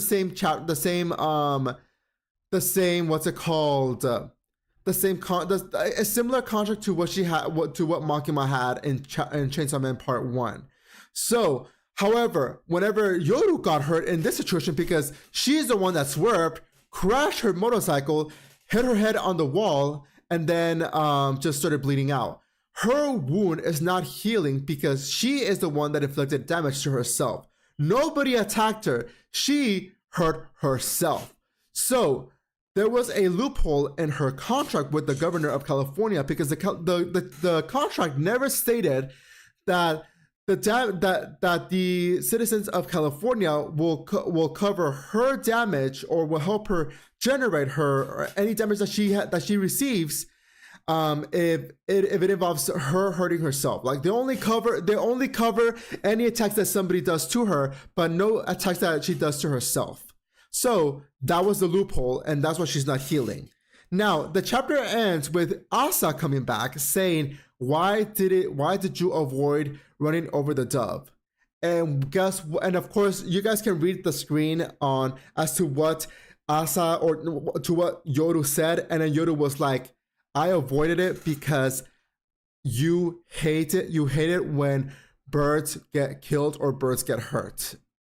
And I'm just like, oh my God. Now, I had a lot of mixed emotions towards this chapter because I don't know if this is character growth, or it's just Yoru being defeated by Asa's mind. Because remember, Yoru and Asa are sharing a brain. They're sharing their thoughts and their emotions. So by this happening, this is a big flaw with Yoru's with Yoru, because at the end of the day, there's gonna be certain things that if Asa does not like it, like for example what just happened now, that could pretty much count against you. That could definitely affect Yoru losing this fight against Chainsaw Man. And now this, which is why I'm a little bit confused as to, I don't know if I should see this as character growth where Yoru is finally becoming a good person, she's turning a new leaf. I doubt it. Or I see it more as her being affected by Asa's thoughts, and that's gonna cause her to lose. That is gonna cause her to lose the fight, possibly getting killed by Chainsaw Man. I don't know, bitch. But that's the chapter for Chainsaw Man. Honestly, I cannot wait for the new chapter. I believe the new chapter is going to come out on this upcoming Tuesday. But of course, when it comes to my predictions to this, it's kind of hard to predict what's going to end up happening, because I know at first I did predict it that Asa Mitaka might die because of Yoru. But I don't know now. I don't know what's going to end up happening. I don't know if Yoru is going to finally liberate Asa and then Yoru dies and Asa gets to live, or if they both die. I don't know, girl. I don't know. But all I'm going to say is that I am hoping that Asa doesn't die, because Asa is my goddamn twin. To anybody that doesn't know, Asa is one of my favorite female characters in Chainsaw Man. I'm only saying that because she is so relatable. This woman is literally me whenever I was a teenager in high school. Oh my God, I love Asa Mitaka, and I will be grieving for God knows how long if Asa ends up dying in Chainsaw Man Part 2. But I don't know what's going to end up happening. We're just going to have to wait and see for the next chapter, and that is that. Now, before we move on to the next one real quickly, let me take a look real quickly. Just give me a quick second, bitch. Let me give me a quick second. So I already went ahead and talk about Chainsaw Man. So now I'm going to get back to manhwa. And I'm going to go into, let me see here. Where is it? Let me remove Chainsaw Man real quickly. Let me see. Here it is. The next manhwa that we're going to talk about is going to be the straight manhwa, which is My Sweet Boss. Now, my sweet boss. Oh my God, girl. When I tell you, bitch, this manhwa is really cute. It is. It's really cute. I never thought that I would actually like a really cute straight manhwa, but here the fuck I am, girl. So pretty much we already know how this story is. So pretty much how this chapter starts with My Sweet Boss is that the chapter starts with what's the woman's name again? What's her name? Seojin. Seojin, which is the female protagonist in this manhwa, her ex is in his room, in the dark, in the floor, just drunk.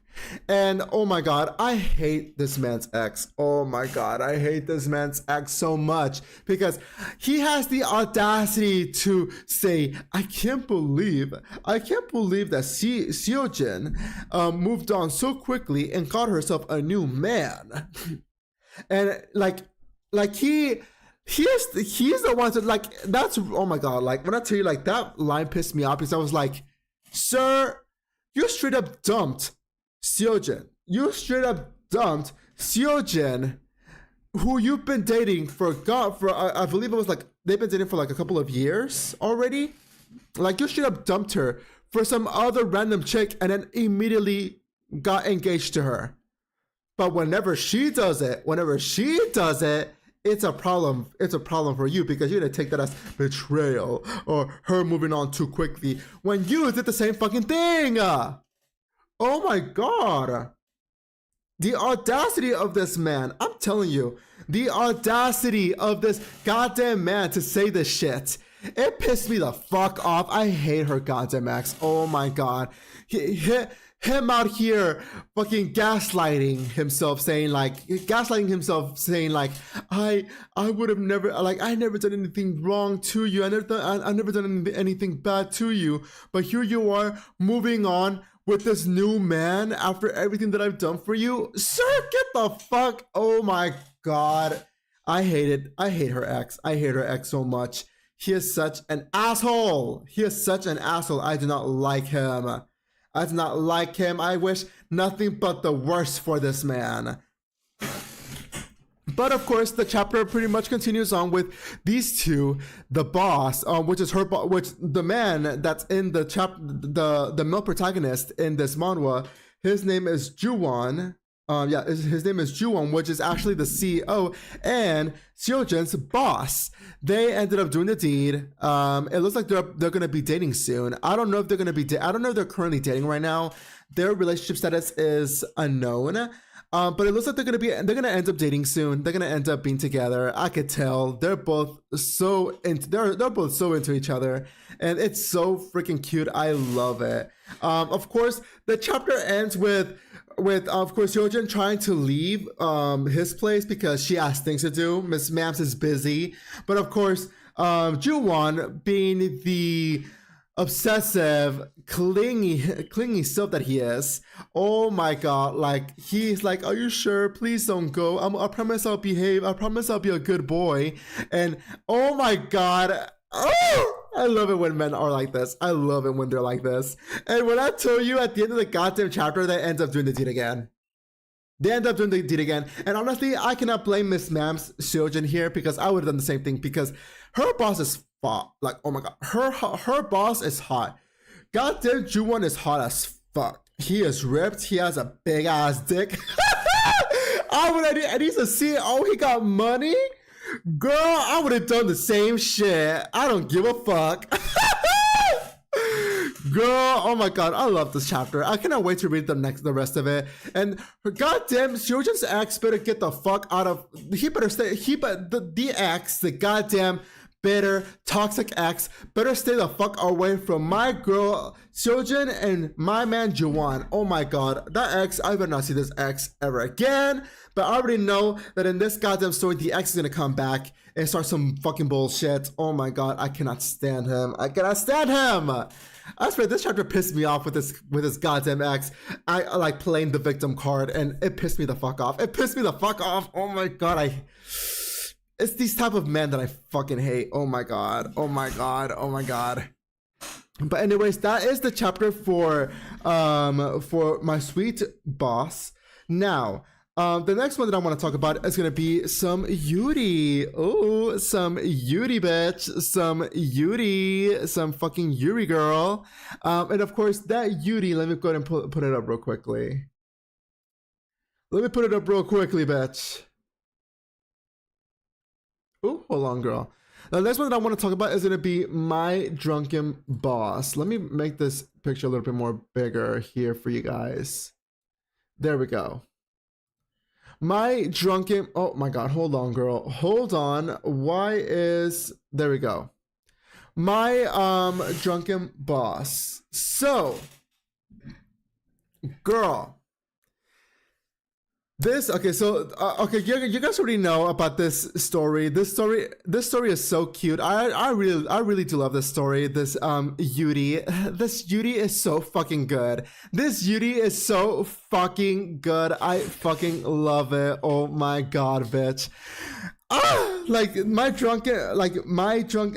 pretty much the drunken boss is so fucking good. It's so good. I know there's other chapters that I haven't read so far because I believe I'm in the chapter where like they're gonna hook up for the second time. I believe it. I finished the chapter where like, because of course if you guys don't know about the story, they both hooked up whenever the blonde one, which I believe the blonde one is called Giselle. Giselle was drunk as hell. She hooked up with her subordinate, Sori, which is supposed to be one of her employees. She ends up hooking up with one of her employees, Soiri, which is the girl that's in the picture as well, the one with the brown hair. They ended up hooking up, but they were drunk as fuck, so she doesn't remember. But she remembers that it was really, really good. It was good as fuck, girl. It was good as fuck.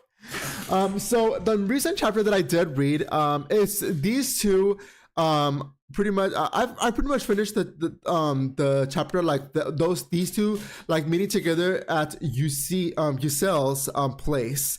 So of course they both are talking about like, why are you avoiding me, or like they pretty much wanted to talk about like their emotion. Well, they pretty much want to talk about like their situation with themselves, with what's going on between these two. So pretty much what's going on, what the chapter that I pretty much that I just finished recently was the chapter where Sori admits to Giselle that she has feelings for her. But Giselle was like, I knew it. I knew that she liked me. But Giselle, being the girl that she is, being the queen that she is, Giselle straight up told her, like, do you want to have sex? Do you want a scissor? Do you want a scissor, girl? And fucking Swordy was like, you want to start doing that all out of nowhere, but you're supposed to be confessing your feelings towards me as well before we actually do that. Like, this straight up, like, girl. And then like, so, and then Giselle was like, why do I have to confess my feelings? Like, where do you get that from? And we recently find out that Swordy is into watching romance. She loves watching soap operas. She loves watching soap operas, and she gets her love advice from soap operas. Where like in her head, it's supposed like in her head she's like, in my world, I'm supposed to admit my feelings towards you, and then you're supposed to admit your feelings towards me, and then we just do the deed, and that's how it's supposed to be. That's how Soidi sees things in her head. Now, of course, Giselle doesn't agree with that. Giselle was like, the fuck? Have you seen American shows? Like, in this situation, we're supposed to be fucking. We're supposed to be eating each other out. The fuck are you talking about? And they just, Giselle being the queen that she is, they just end up doing the deed. And of course, Suri just gives in. They end up doing the deed, and then Giselle realizes that Soidi is a different person whenever they actually do the deed. Like, Soidi is like dominant. She's like the top. She's the top, girl. She's the top. And oh my god, Soidi rocks Giselle's world. Like, she remembers Giselle. She reminds Giselle what they did the night before, and Giselle was like, oh my god, I underestimated Soidi. This woman definitely knows what the hell she's doing, because I busted multiple nuts all night, girl. All night, girl. And Soidi was not tired. Soidi wanted to have multiple rounds the next business day as well, girl. And oh my god, Giselle was like, I can't keep up, girl. I tap out. I'm tapping out, bitch. That is so fucking hilarious. This story is so cute. I cannot wait to read more about this. Of course, if you guys have any other Yuri that you guys want to recommend to me, because girl, like, this goddamn Yuri story, the My Drunken Boss, is so fucking good. Oh my god, it's so fucking good. It's so fucking good. Now, The next one that I want to talk about as well is going to be, of course, let me put it up real quickly. We're going to talk about some anime. Some romance anime that I'm watching. Now, let's talk about Tamen's B-side. I know a lot of y'all love to talk about Tamen's B-side, bitch. Now, the new, what's it called? The new episode that came out, we finally met two of the new boy band or K-pop band members or boy members or idols. We finally end up meeting the other two, and we actually get to see their actual personality. The first one that we end up meeting is, of course, this one right here that you see on screen. And from what I remember, his name is Rintaro or whatever the fuck, Rintaro. His name is Rintaro. He's supposed to be like the quiet, hot guy, like the one that's like reserved and like he's like mysterious and you know the typical like quiet, mysterious, hot guy that doesn't really talk. Girl, whenever we met his actual like how he really is, like outside of him being an idol, this man is talkative as fuck. He's a yapper. But not only he's a yapper, he's an otaku. Oh my god. He is an anime otaku obsessive fan. Oh my god. He is such a weeb. And I love it. I fucking love it. Like whenever I saw it, I was like, finally I get to meet him. He's gonna be my favorite out of all of them. Out of all of the members of this goddamn idol male band, girl, like he is gonna be my favorite because whenever I see another otaku, I can't help but to stan. Bitch. But I really did love it. Like, not gonna lie, I definitely did love it, bitch. So, that is Rintaro. The other one that we did went ahead and met as well is Kato, which is supposed to be like the new leader of this boy band or of this idol band.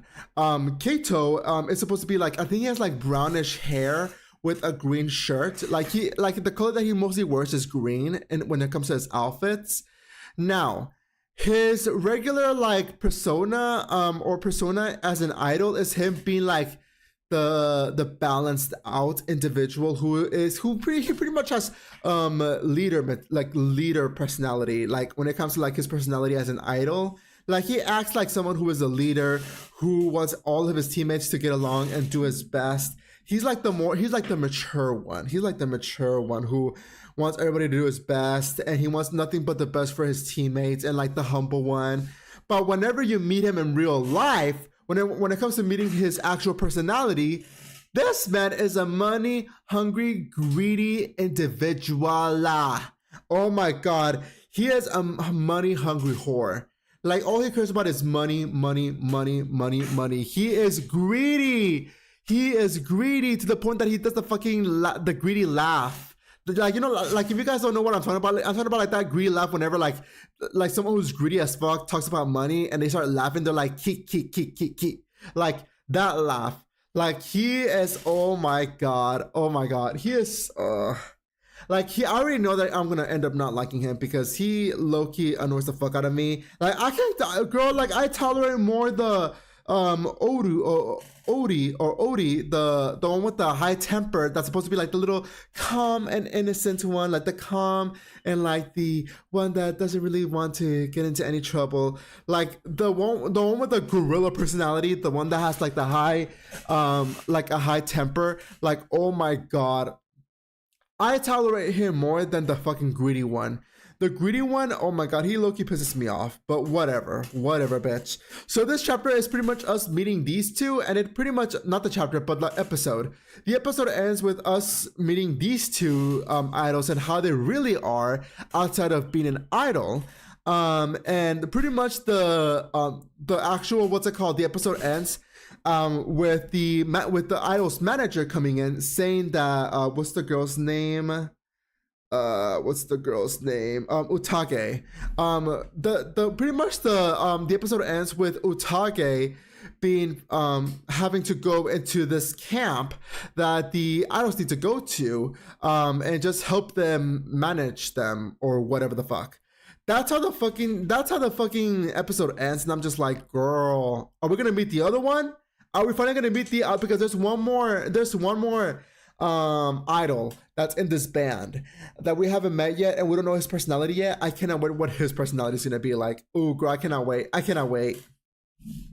But that's pretty much Temon's B-side. I cannot wait for the next episode on, I believe it's gonna be on Wednesday. I cannot wait.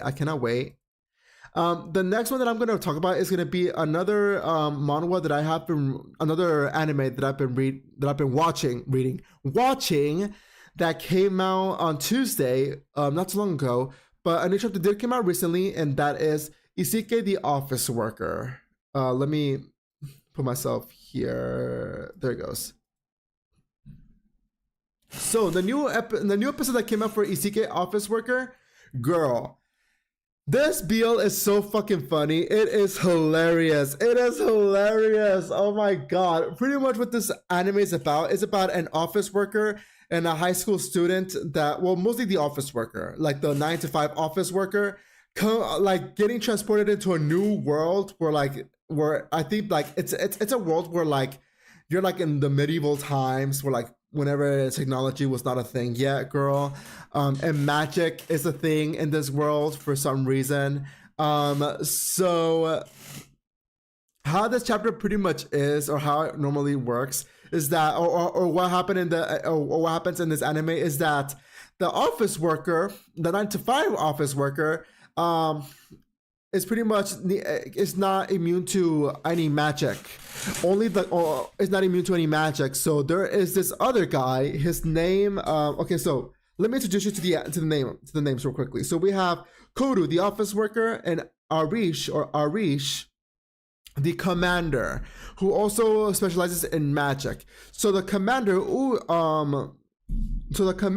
Arish, is in love with Kodu, the office worker. Like, you can tell that he's in love with him because he wants to do everything for him. He wants to protect him. He's really protective. He's possessive. All the type of shit.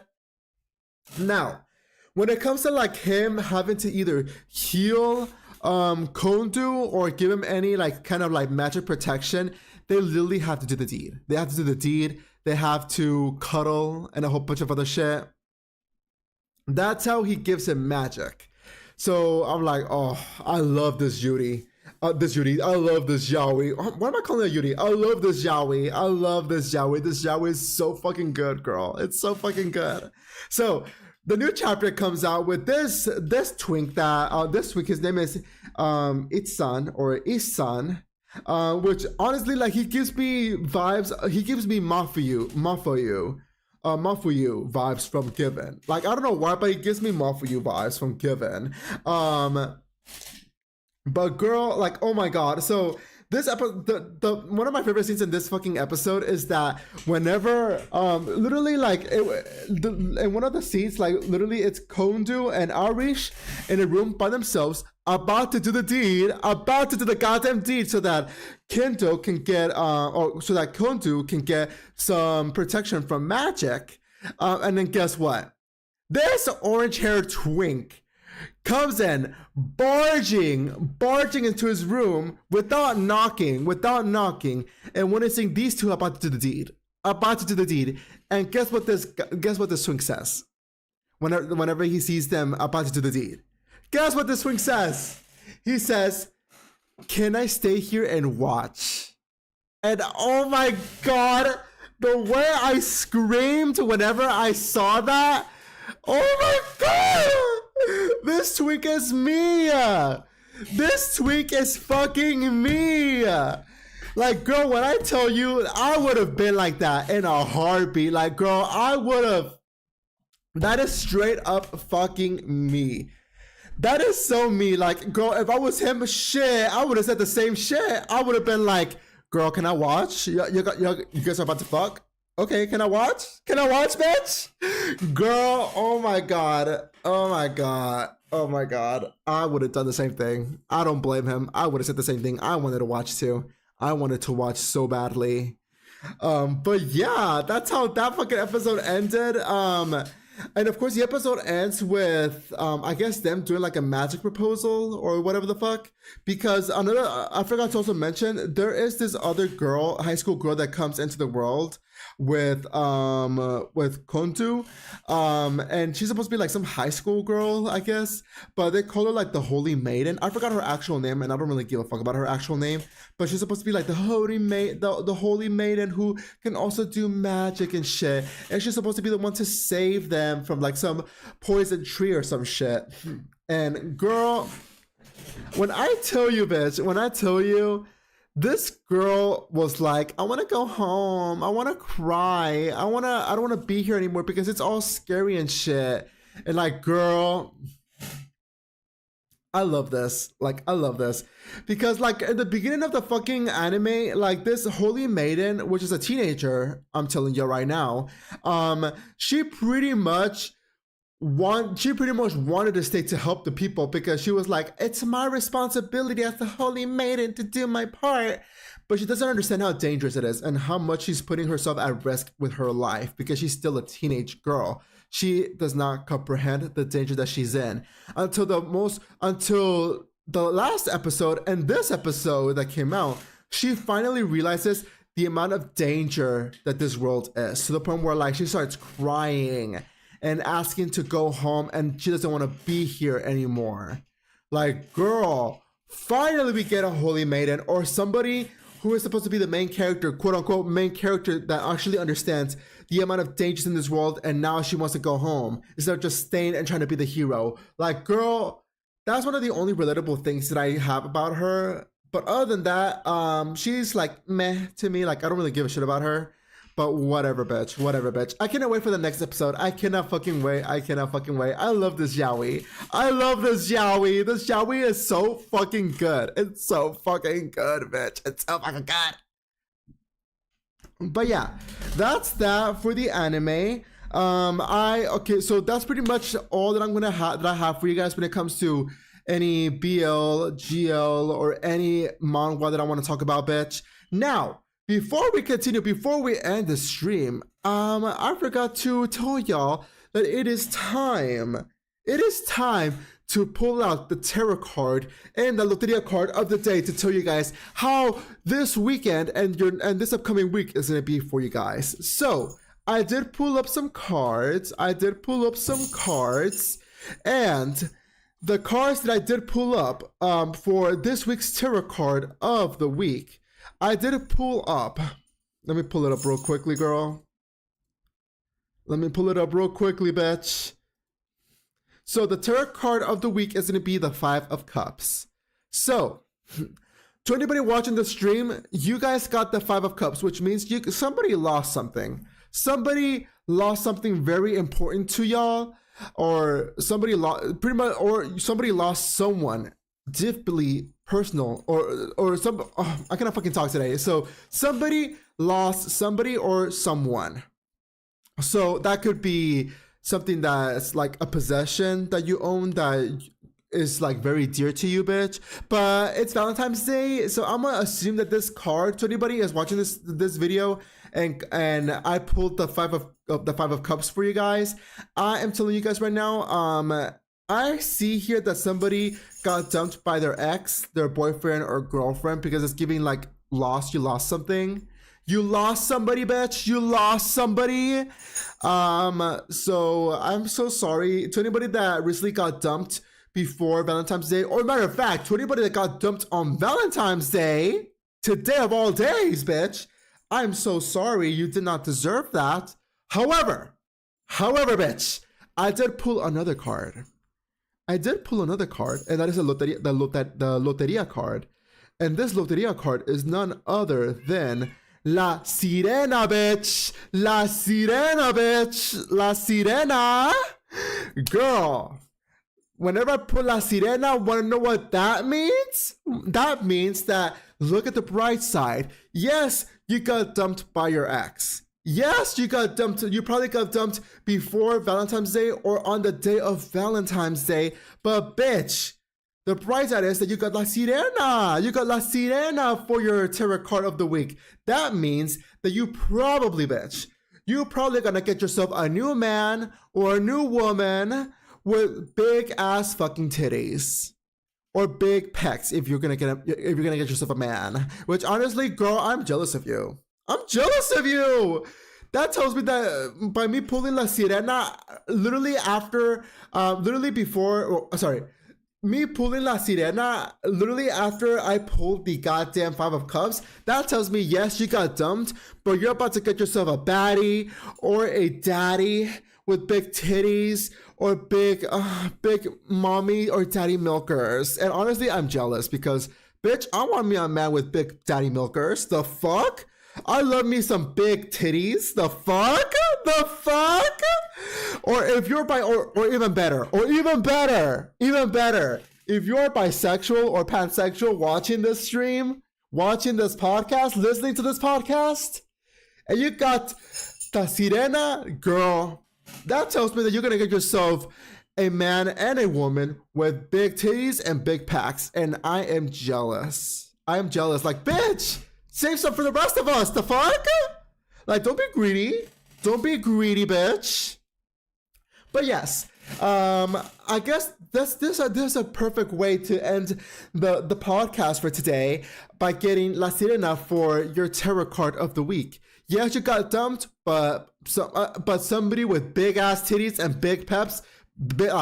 Yes, you got dumped. Yes, you got dumped at the end of this stream. But the bright side is you're gonna get somebody with big titties and big packs, big daddy milkers. And I'm honestly happy for you. I'm happy for you, bitch. But anyways, that's gonna be all. That's gonna be all for today's podcast from today's PurrTV. Thank you so very much for watching. Thank you so very much for watching, you guys, or for listening, if you're listening, of course. If you guys enjoyed this podcast, of course, please follow me on all of my socials, on TikTok, Twitch, YouTube. And to anybody that missed the podcast, girl, my podcast is posted automatically on my live section on YouTube. So the VOD is already there. The moment this video stops going live, the VOD is available for you guys to watch. So feel free to watch it. Feel free to watch it, bitch. Feel free to watch it. I cannot wait. I cannot wait for you guys to watch it. Of course, I'll be back next Saturday for the next episode of the podcast. If you guys have any questions or concerns about anything, just let me know. And of course, if you guys have any suggestions for any GL or any Yuri, because I'm very new to Yuri, please let me know. I will definitely would like to read some more Yuri, bitch. But other than that, thank you so much for watching. I will see you guys tomorrow for some more Devil May Cry playthroughs. So I will see you guys tomorrow morning for the next stream, bitch. And yeah, I will see you guys tomorrow. Bye! Malamar.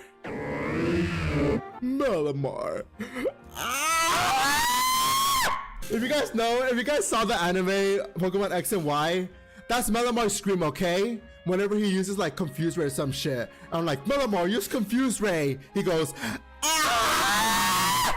That scream was giving the fucking scene from the Teenage Mutant Ninja Turtles whenever they go, no, my precious Malamar, gone